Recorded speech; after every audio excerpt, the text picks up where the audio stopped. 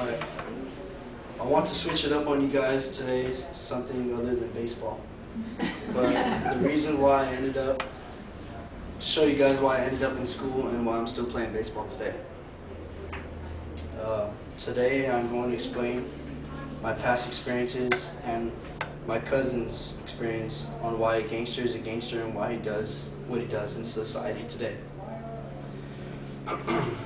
And also why I did not become a gangster myself, because I was pretty much on the same path as one. A gangster's life. What do those words mean to you guys when I say that? Probably idiot, show off, etc. But the reason why a gangster does what he does is because he or she feels as if they have no family. And that usually means they have nothing to lose. Like, they're just doing it just because they don't care if they go to prison or jail. It doesn't matter to them. They feel that the only family that they truly have are their friends, but in other words, their homies. And to be honest, it's the truth. That's all that they feel that they have in life. That's the way they are. That's the reason why they are down to do anything for their homies, just to be cool, and of course to be part of the crew. That includes breaking the law by, of course, stealing, selling drugs, and most of all, committing murder.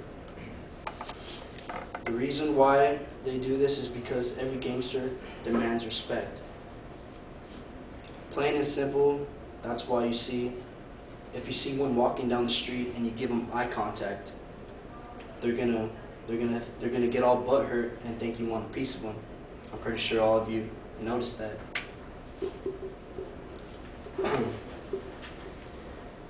It's sad, but it's the sad truth. My older cousin, who is now 35 years old, would always tell me his stories on how he's lost so many of his friends because of gang activity, and that either means to death or to the prison walls. My cousin also told me, once you enter gang life, you're always going to be in it, and the only way out of it is death. I remember him telling me one time that when he was in prison, one of the Mexican bosses told another guy to take someone out, and this one guy didn't want to, and he asked him to do it. And my cousin said about 2 days later that one guy that he said that didn't want to do it was murdered. He told me that prison is one of the biggest gangs in the world, and I didn't know that I was leading down the same path. When I was a youngster, my cousin noticed that I was on the same no good path that he was on, and he took me into his good graces and explained to me his experiences in his 10 years in prison. When he was telling me his stories on what he saw and what he witnessed, it easily put me into tears, because I knew I didn't want that life, and I didn't know what I was getting myself into. I thought that it was all about my friends, and I knew it all was reality, but I didn't know a damn thing. So after he explained to me his own story, he talked to one of the main Mexican guy in charge in the Mexican gang in prison. Without me knowing, my cousin took me on for a visit. The guards allowed me to enter prison because they wanted to scare the crap out of me by letting older men have an influence in my life. And inside the prison walls, it felt as if I was in a nightmare. It felt so unreal that you guys wouldn't believe me. But when these three big Mexican guys were talking to me, they scared the crap out of me. These guys were serving life because of murder, so they had nothing to lose. They could have done whatever they wanted to me, and it wouldn't have even mattered to them. All they kept on saying to me was, if you end up in here, I'll make you mine. B-I-T-C-H. Kids nowadays are just pissing their lives away and just don't even care. Young teens think life is just a big game. But after all the 3 prisoners told me their stories, they said words that I will never forget. They told me to make something of my life, to go to school and show the world that Mexicans can be something in this world. Those words of encouragement I will never forget.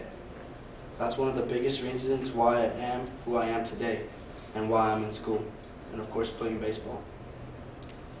And as Tupac said, if you can't believe, you can't achieve.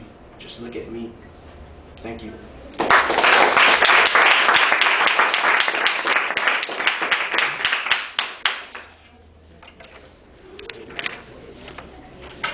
Thank you.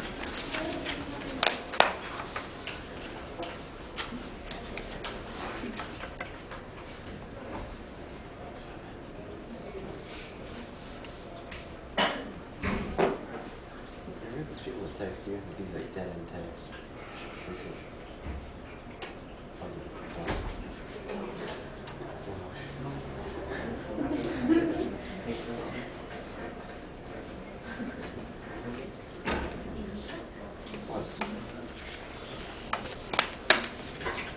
All right, Victor, the personal experiences I think are pretty solid. They draw us in. Your subject's clear. Your thesis could be a little sharper. There's not much of a structural preview for the contents.